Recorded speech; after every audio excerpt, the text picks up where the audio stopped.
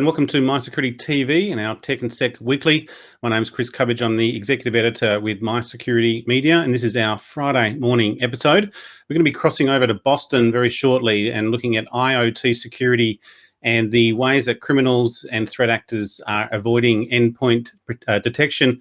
And very interesting pre-interview I just had with Etay Maor, the Senior Director Security Strategy with Cato Network. So this is going to be a good session with Etay, looking at a range of different vulnerabilities, but also how we can protect our endpoints as well. Etay Maor, the Senior Director, Senior Director Security Strategy, Cato Networks, there in Boston. Etay, thanks for joining us. Thank you for having me here. Very good. Just a slight delay there. I thought you were on mute, but it sounds like we're all okay. We had to have a tagline, so we went with the 5 new ways criminals avoid endpoint detection, but that might be oversimplifying it if we just stick with the 5 as well. Now, you do have some slides that we can speak to as well, and welcome to sort of walk us through. And for the audience, if you don't know Etay, formerly Insights, RSA, and IBM, so quite an extensive background, and also an associate professor with Boston University. Is that right, Etay? Boston College. Boston College. same as summer. So, yeah, look, talk us through, you're with Cato Networks. We're not doing any sales pitches. This isn't a sponsored session, but definitely some of the things that you were showing me before pre-interview looked very interesting. So I'll let you sort of hand over and have a look at evading detection on the endpoints. Excellent. So again, thank you very much for having me here. And yeah, we will be talking about how cybercriminals are and have been evading detection, endpoint detection. I think it's worth mentioning that this is not a new concept. This has been happening for a while, but the reason I find it so important and it's close to my heart is right now there's a lot of migration to the cloud.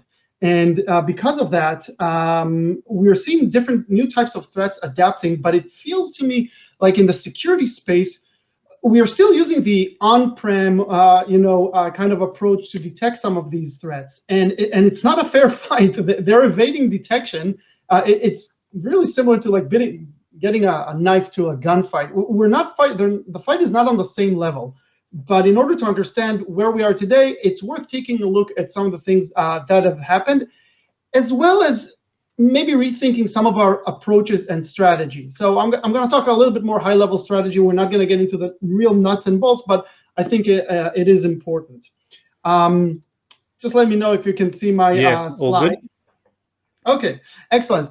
So before I even get into the examples, and I actually worked specifically, I wanted to bring you an example specifically for Australia for something that I tackled actually at my time at RSA. So this is like a rare treat because I never show it in public, but I think enough time has passed. So This is the first public appearance of this event. But before I get into that, something that really bothers me in the mindset that we have today, not necessarily with just detection, but also the whole approach of mitigation and response to incidents. You see a lot of these types of headlines. A ransomware hits Jack Daniel's manufacturer and they're ransomed. And first of all, I want to say, leave Jack Daniel's out of it. Okay, don't touch the alcohol, at least. But if you are touching the alcohol, people tend to approach ransomware and the attacks themselves as if, okay, we are ransomed, there's an attack. And the truth of the matter is that's not true. If you take a look at the MITRE ATT&CK framework, which I love using, you take a look at, for example, ReEvil, this ransomware I just mentioned, and what are the different steps that it takes in order to encrypt your data, you can see I pointed out that you are here. This is the point of data encryption. The attack already happened. And it's important to realize that because if you look at the attack this way, you can actually see different choke points or areas where you could potentially have stopped the attack from the initial access through going through your network to the point where they encrypt you. So it's not correct to say that we are being attacked by a ransomware. The attack already happened. Yep. And this also reminds me of something that I also used to say a lot of times and is connected to this picture. you hear this in a lot of security conferences where somebody would say, the attackers, they just have to be right once, and the defenders have to be right all the time. And I would even show this picture and say, here, this is our situation in security. We have to put so many locks around everything, but it's enough that one of the locks is open. And actually, if you take a look at the picture, it doesn't matter which one lock is open, this whole thing falls apart. Then the attackers are in. Yeah. I think we should. But that graph you've just shown is very similar to the cyber kill chain. Yeah. So this is the MITRE ATT&CK framework. Yep. The kill chain is a little bit more strategic. This actually dives into the specific nuts and bolts of the attacks itself. You can see the different 11 tactics on the top, from reconnaissance to impact, and then the different techniques. So I think if we challenge this and say, it's not that the attackers need to be right once. If you take a look, and I move back again to these slides, if you take a look, we could actually have stopped this attack in many different places. So the attacker actually has to be right a lot of times in order to fully conduct their attack. So let's try to change kind of this mindset of, they only need to be right once. No, they have some hard work in their hands as well. I'm not saying a defender always is always the one that doesn't have the upper hand, because the attacker has the initiative and he does have some capabilities that the defender might not have. But we need to change that mindset. And it is about making it harder for them, isn't it?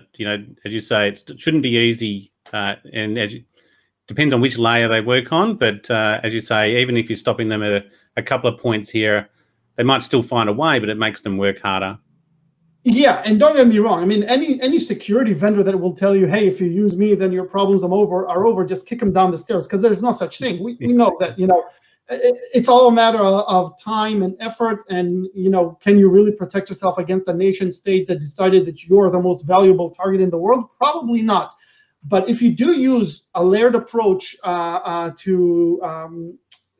detect and mitigate these threats, you're at least not the lowest hanging fruit. And like you said, you're making it harder, and maybe they will go to somewhere else. Yep, absolutely. Now I'm actually a little bit excited to show you the next couple of slides. So a little bit of background, and this is directly to what we talked about, endpoint detection evasion, and specifically antiviruses and how malware can evade antivirus. And I took a couple of screenshots from a video. A little bit background of this video. This video was taken in 2013. It was by a gang that was targeting Australian banks, and their malware not only stole information from the user, but it also took a video of their desktop.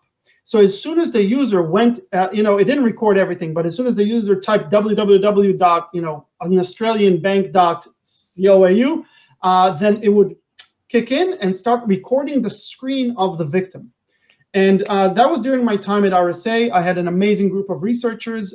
They actually fought this cybercrime gang, and they obtained the videos of this group. And I'm going to share a couple of screenshots from one of the videos. I tried to obfuscate the name of the bank. I think it's pretty obvious who it is, but I can tell you that we already disclosed it way back then to the bank. And it's about 8 years old by now, so I'm not that worried about it anymore. So here are the screenshots. So this is, again, keep in mind, this is from a victim's device. There's a malware on the victim's device. Yeah, I can see you already laughing.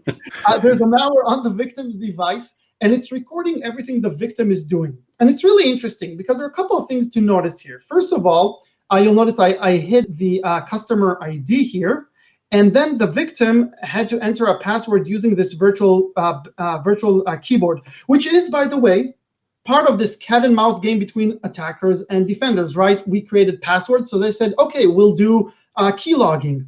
And we said, you know what, you're doing key logging? We'll create virtual keyboards, and this way nobody will touch the keyboard, right? There's only going to be mouse clicks. So they said, okay, we'll take videos or pictures of those virtual keyboards. And so you can see that the victim entered the password. The attacker already has it.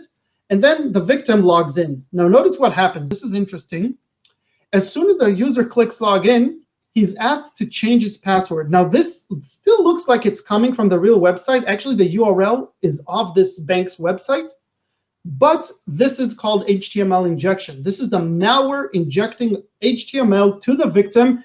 and changing the actual login flow. The bank didn't ask for a password change, it's the malware. But what was really interesting about this video is that the victim was smart and was suspicious. And he said, you know, this looks a little bit weird. And instead of changing their password, what they did is they clicked on their antivirus and said, scan my computer, because they were suspicious that something is wrong here. And it scanned the computer and came up as protected. Yeah. Now you see the irony here. There's a malware on the device recording the antivirus saying there's no malware on the device. So this is a good example of how easy it is for malware to actually evade detection on endpoints. It's one of the many ways, you know, they develop so many different layers. The malware, people tend to think of malware and Trojans as a piece of code that arrives at your computer and starts, you know, creating havoc. But it's not like that. They have droppers and they have cryptors. They're polymorphic. I mean, some of these capabilities of evading detection include killing the antivirus, as you can see here, or evading the antivirus before even deploying the main payload. And we're just talking about an end user. We can, of course, take this also to the corporate side and talk about how a malware evades sandbox solutions and how it actually takes advantage of the fact that a lot of the solutions today are siloed. There are a lot of very good solutions, but if they're not integrated, or I should say converging into one area, then you want to have a real good view of the threat landscape. I suppose it does come down at that application level as well. As you say, this is a browser with an end user. I suppose the same thing can be happening at an application level once they're in your network, and this is how they can potentially move laterally as well. As you say, those droppers and those types of things. This is obviously web browser based, but others within applications, once that vulnerability, that malware is in there, they are very cleverly programming that malware to do a variety of different things or open doors. Yes, and actually you touched upon a point which I think is extremely important, which is also the vulnerability aspect. Now, sometimes people hear about these things and say, oh, wow, a vulnerability, you know, how would I even find a vulnerable server if I'm an attacker? Don't get me wrong. I'm not suggesting anybody on this stream does this, right? Don't go and look for vulnerabilities and try to hack them. But if you're looking at it from a defender's perspective, if I'm a defender and I'm saying to myself, if I need to think like a criminal, like an attacker, how would I identify a vulnerable server? Well, fact of the matter is today, there are a lot of free tools out there that will allow you to actually scan for vulnerable servers. And if it's okay, I'll move out of the slides for a second to my browser. So I assume a lot of people are familiar with Showdown. Let's actually take a look at Showdown. This is Showdown. For those of you who are not familiar with Showdown, Showdown is a search engine. Well, it actually says here in the search engine for devices. Just like Google indexes web pages, this indexes services and devices. So it's really easy to start looking for devices, especially if they're not properly secure. So, for example, I can type in here HipCam, which is a type of camera, and I can say country, Australia. And it now is searching for that camera type in Australia. And it found 600 of these cameras in Australia. And I can actually click on images and see in real time the stream from these cameras if they were not properly secure. So you can see here, these are screenshots from the live streams of these cameras. Now, if this sounds familiar, you might recall the Mirai botnet that nearly took down the internet was actually composed of actually cameras that had default username and passwords. The attackers took them over using a piece of malware and then used them to run DDoS attacks. So these things are I mean, they're not that difficult to do. So this is Showdown, but I can.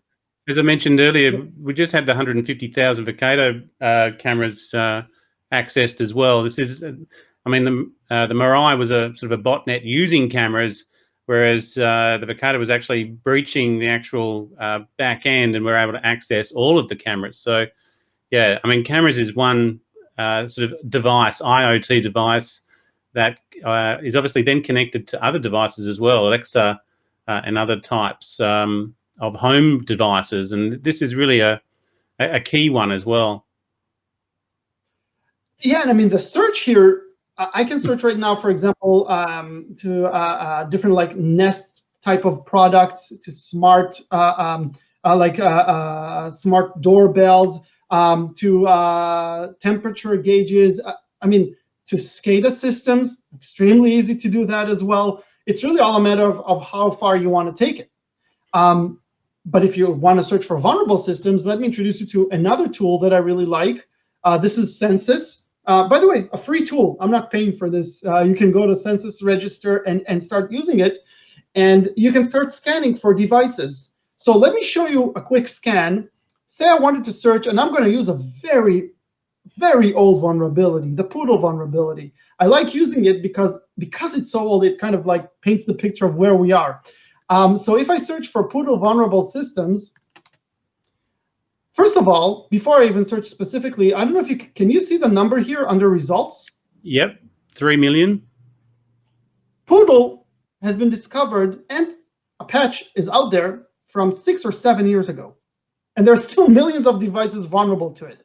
Now, if I'm an attacker, and since we're talking about Australia, I can just do, add a country and say, okay, only show me ones in Australia. So there's 43,000 Poodle vulnerable systems in Australia.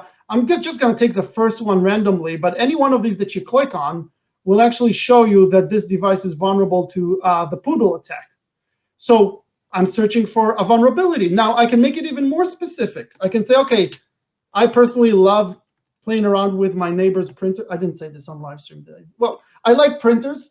And so I can search for printers, Poodle vulnerable printers, right? But just as I'm searching for printers, I can search for medical devices. I can search for critical infrastructure. You name it, you can find it. So these tools, of course, are being used by security researchers to scan. We scan our own networks to find anything vulnerable and to know about it. But if you think that criminals are not using this, why not? This is free. It's out there. It's powerful. It's high reward, low risk. Of course, they use this. So it goes back to a lot of it going back to the people and to the human of, hey, why didn't we patch that server? Well, it's things like the 0 days as well that are sort of critical. It's something we covered yesterday in the SCADA course. But these types are the home devices. It's something that we have tried to get their sort of awareness out there, and it is a bit of a struggle for security professionals. And it's something that if you can train or get your people aware how to be protecting their home devices, they can bring that awareness and knowledge back to their own workplace as well, or vice versa. Train them at the workplace and get them to be securing their own home devices. And it's where sort of a lot of the vulnerabilities have come from remote working as well, where people are working from home. They might be working on secure systems, but the devices themselves are being used to access other systems as well and other websites. Oh, now you triggered me. Working from home. I mean, this is something that has been accelerated due to the COVID pandemic. And when you're working from home, there's a lot of challenges. First of all, some people, they use the computers, their personal computers, for business, or they bridge different networks or bridge different computers. Or, oh, I need to transfer a file. Just take this USB, plug it into one computer, move it to another. You don't know what you're bringing over. Not to mention that your computer is now connected to your home network. Now, if you're an organization and you have workers at home in that kind of scenario or that kind of environment, I mean, I'd be really worried because everything is now not under my control. When the worker is in my office, he's behind the firewalls and everything that I have here. He's working from home. I don't know if I can secure him properly. And from the victims, I'm already talking about them as victims, but the worker perspective, I mean, they want to be secure. They try to use different technologies. Sometimes we're now even abusing, I would dare say, abusing some of these technologies, like VPN, right? VPN was designed in order to support some people some of the time. Now you have organizations who are using VPN for all the people all the time. Yeah. That's not how it's supposed to be. And not to mention that these employees working from home are not getting the same level of protection they would have if they were in the office. which is, again, what I said at the beginning. It's not a fair fight when it comes to the criminal. We should be supporting them at home and giving them the same level of security and networking, whether they are at home, right next to their data center, or wherever they are.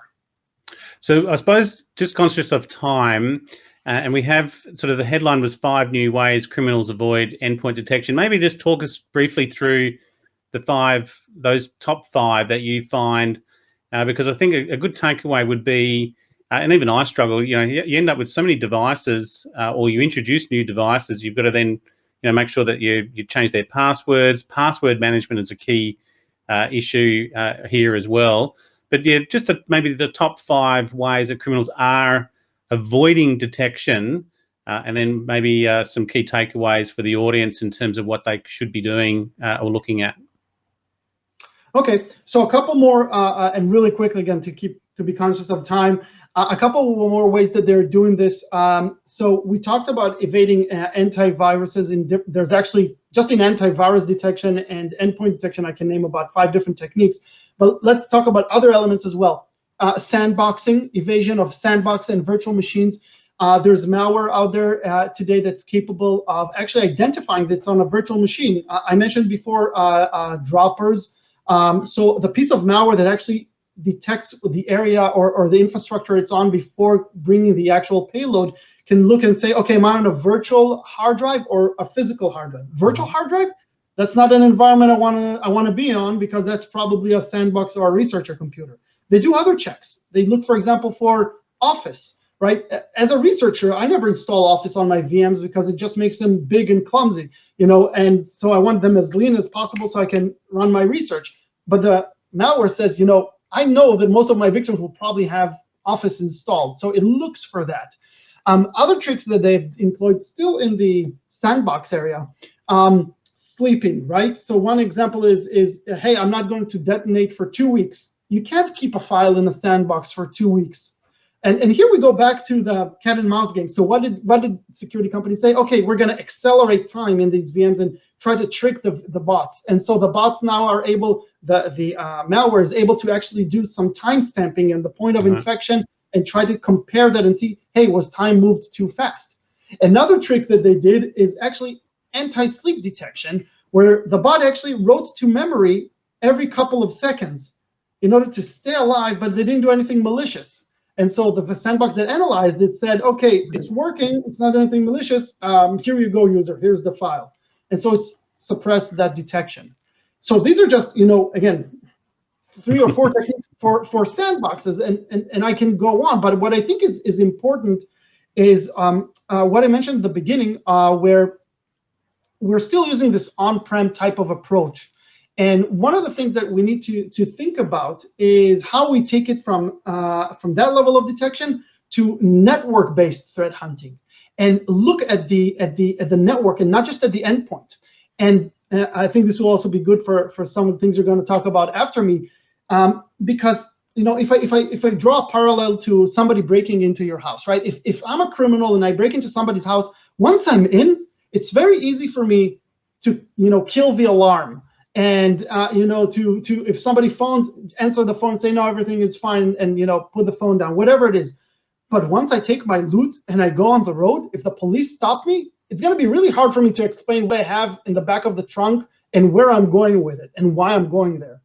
And so that would be the network layer.